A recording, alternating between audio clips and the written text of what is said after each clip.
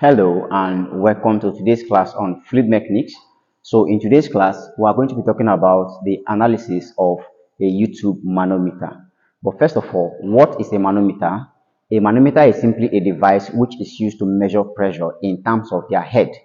Alright, so when we say in terms of head, it simply means we are measuring pressures in terms of their height and not in terms of the normal pressure notation. Okay, so we actually use height in meters to measure pressure. So that's simply called pressure head.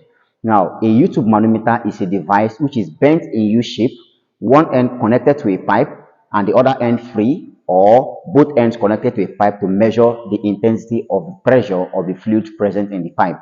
Now, in this case, this is a U-Tube manometer. It is usually made of glass. Now, it is bent in U shape, which is why it is called a U-Tube manometer. One of these end is connected to a pipe on this case now. One of these end is connected to a pipe, and there is a fluid in this pipe. Take note, the fluid in this pipe, in most cases, it can be termed as a light fluid, whereas the fluid on this other side of the U-Tube manometer can be termed as a heavy fluid. So we'll call this a light fluid, like example could be water.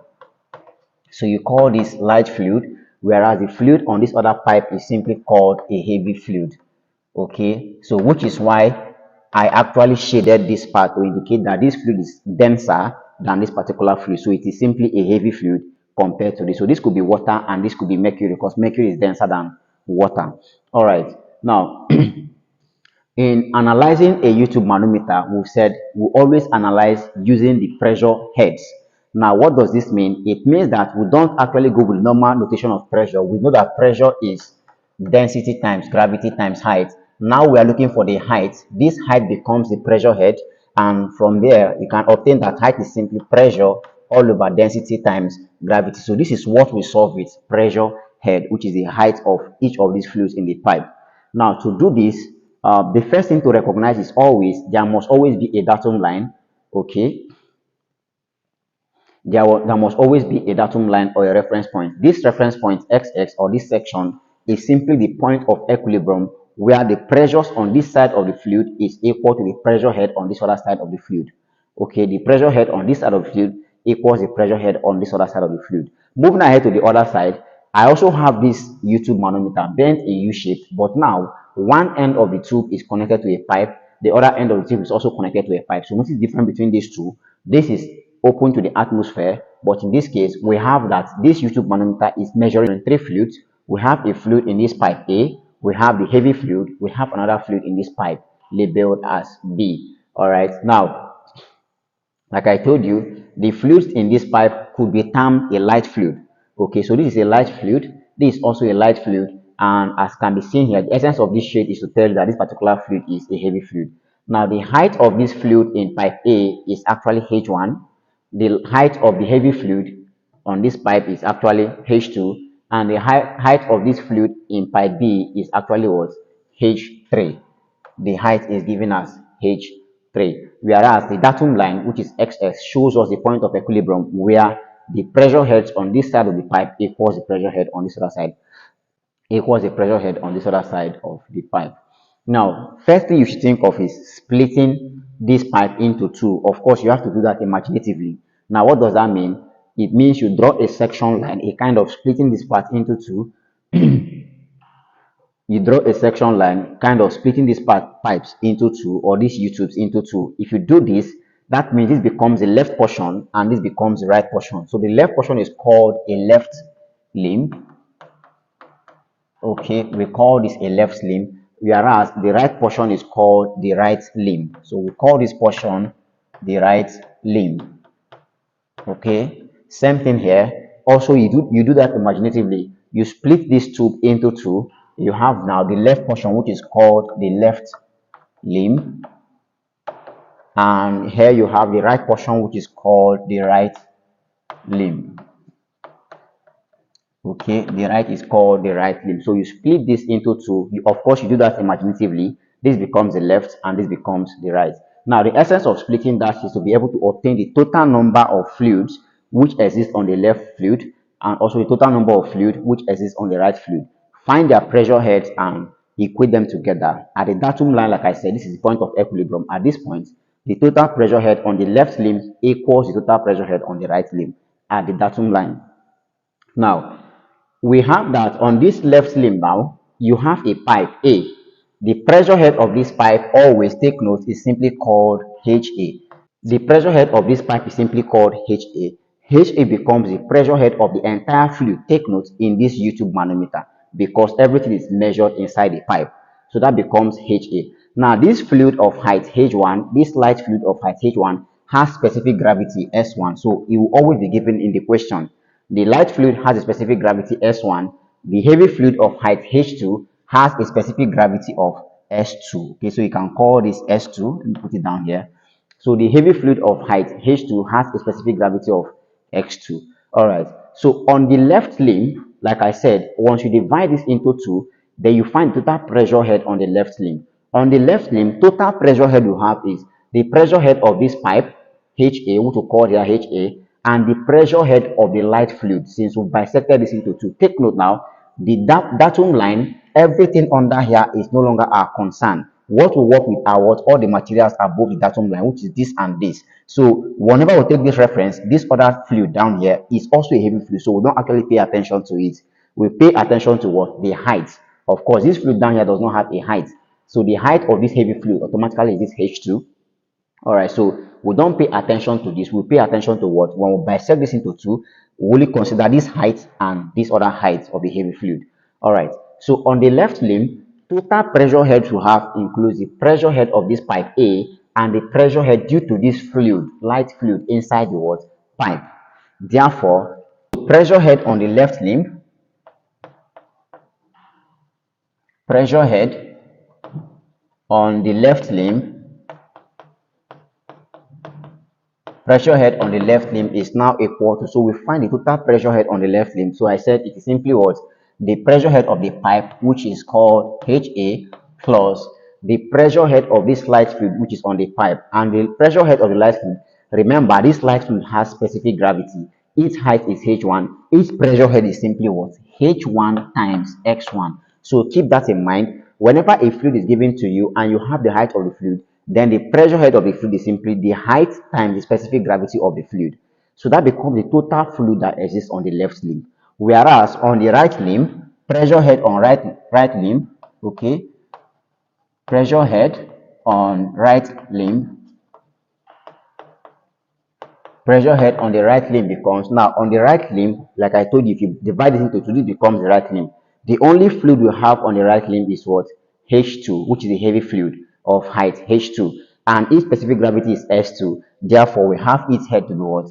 H2 times S2. So always multiply the specific gravity by the height of the fluid. That gives you the pressure head.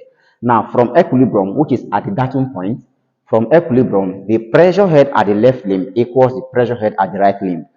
So that simply means that the whole of this equation, pressure head at left limb is equal to pressure head at right limb. Therefore, we have that HA plus H1 S1, which is the pressure head at the left limb, is equal to pressure head at the right limb, which is now H2 S2. This pressure HA of the pipe becomes the pressure of the entire fluid in the pipe.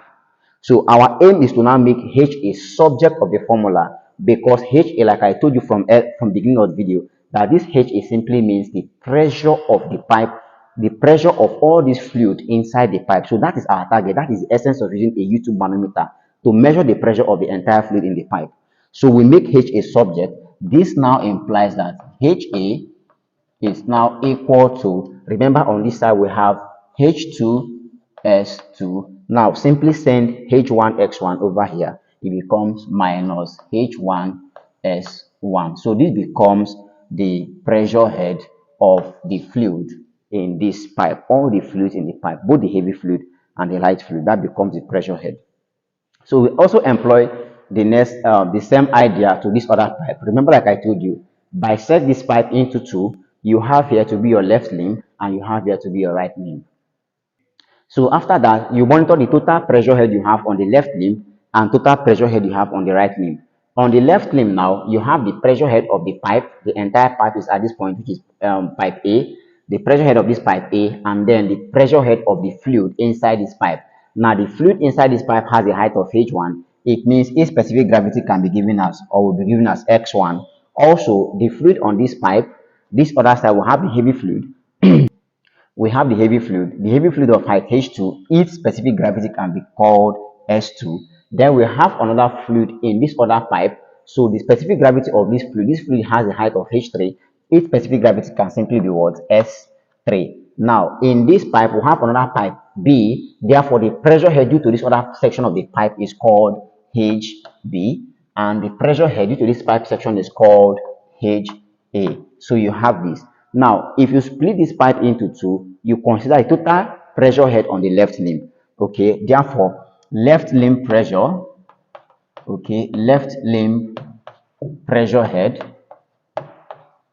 is now equal to, you find the total pressure head on the left limb. Remember, the pressure head due to this pipe, which we call HA, you pull it down, HA plus the pressure head of this light fluid in this pipe. Its height is H1, so that becomes H1 times the specific gravity S1, which is the specific gravity of this light fluid. All right, on the right limb now, this is now for the left limb. All right, so right limb pressure head is now equal to, also accumulate the total pressure head at the right limb. At the right limb, we have the heavy fluid of height H2. Therefore, it becomes H2 times S2 plus, also we have this pressure H3, the pressure, or we have this fluid in this pipe of height H3. Its specific gravity is S3. We also have that, put it down, H3 S3 plus the pressure head of this other pipe, which is HB. All right, so you simply have this. So it's just to sum the entire pressure heads on the left limb, pressure head on the right limb, and equate them together, because at the datum line, which is XX, at this datum line, the total pressure heads are what? Equal. That's simply saying under equilibrium condition, the both pressure heads are equal. So at equilibrium,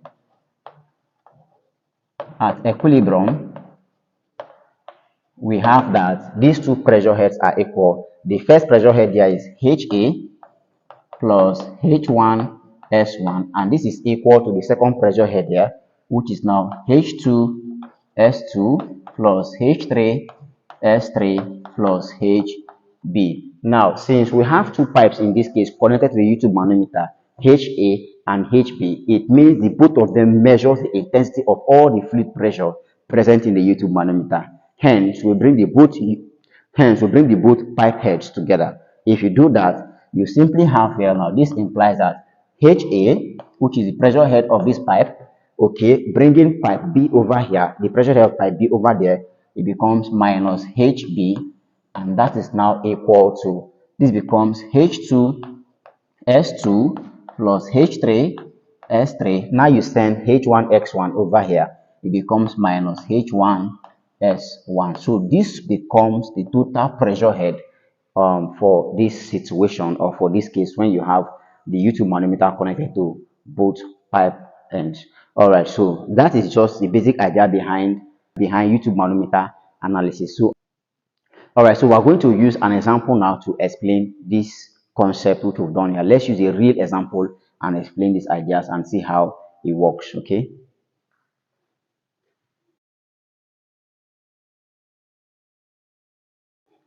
All right, so to back up that analysis, let's consider the question on the board.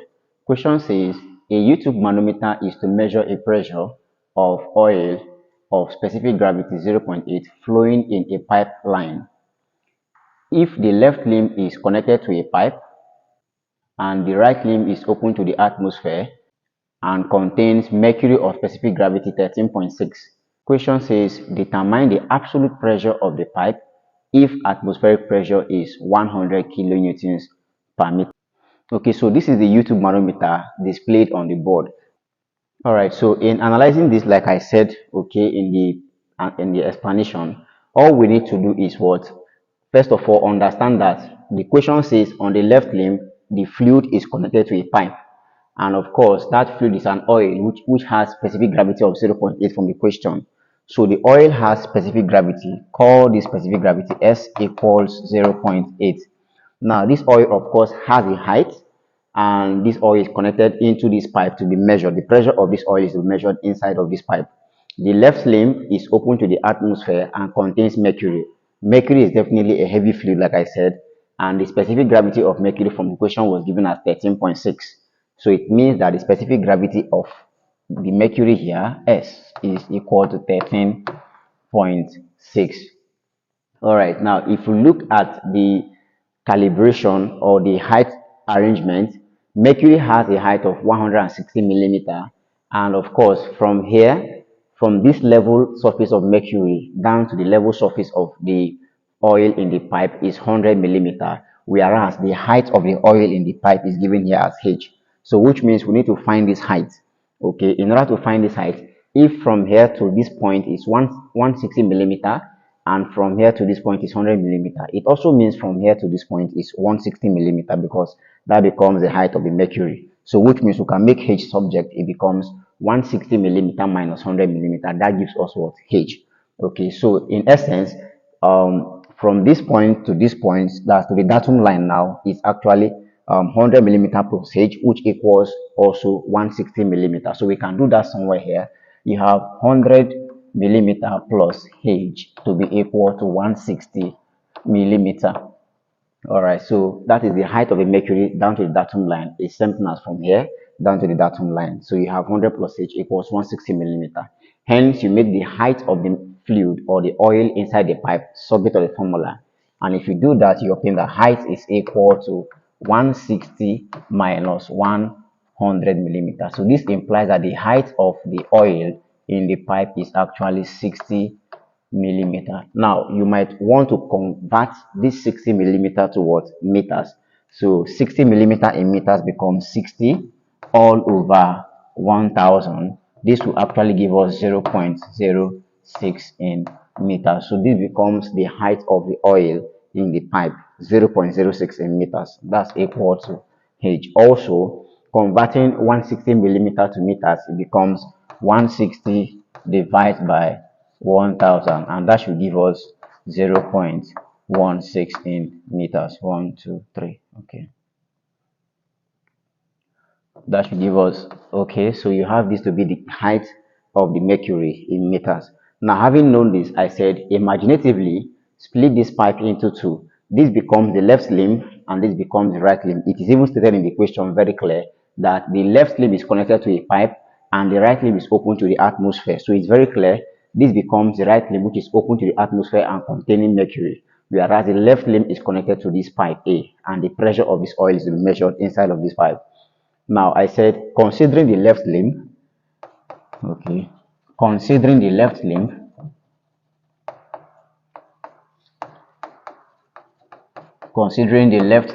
okay, we said total pressure is equal to the pressure head of the pipe, and this pipe is pipe A, therefore its pressure head is labeled HA, plus the pressure head of the oil in the pipe, and this oil has specific gravity of 0.8. So I simply said multiply the specific gravity of the oil to the height of the oil.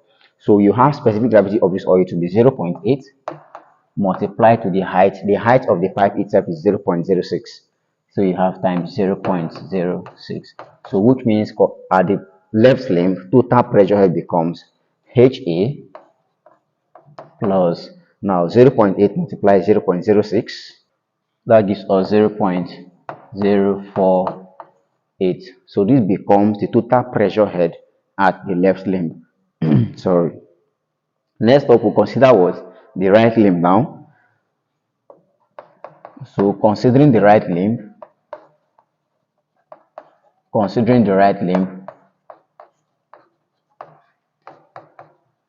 okay, so total pressure head is now equal to, at the right limb we only have the Mercury, and the height of Mercury is given as 0.16 in meters, and its specific gravity is 13.6. Multiply the two of them together, that gives you the height, that gives you the pressure head of Mercury in that limb. So you have 13.6, which is the specific gravity, multiply 0.16, and that's the height of Mercury.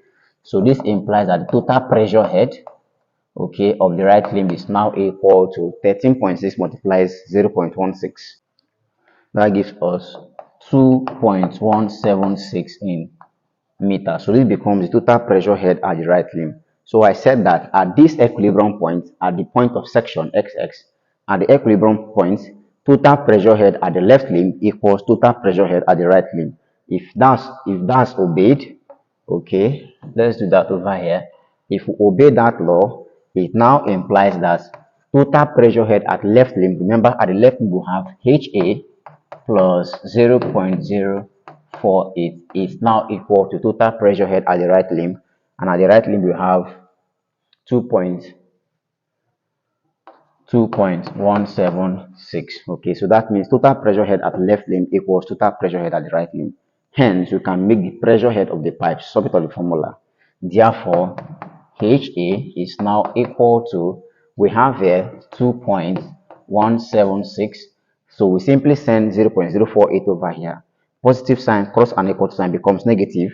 That becomes minus 0.048. And this simply implies that the pressure head of the pipe is now equal to 2.176 minus 0.048. That gives us 2.128 in meters. So this becomes the pressure head of the pipe. Okay, this becomes the pressure head of the pipe. Now, if you have this to be the pressure head of the pipe, the question says determine the absolute pressure of the pipe if atmospheric pressure is given as 100 kilonewtons per meter cube. So all we need to do is convert this pressure head to a gauge pressure. Convert the pressure head to a gauge pressure. Why? Simply because absolute pressure is equal to gauge pressure plus atmospheric pressure. This is the relationship between absolute pressure, gauge pressure, and atmospheric pressure. So this is what relates them together. So we need to convert this pressure head to what? A gauge pressure.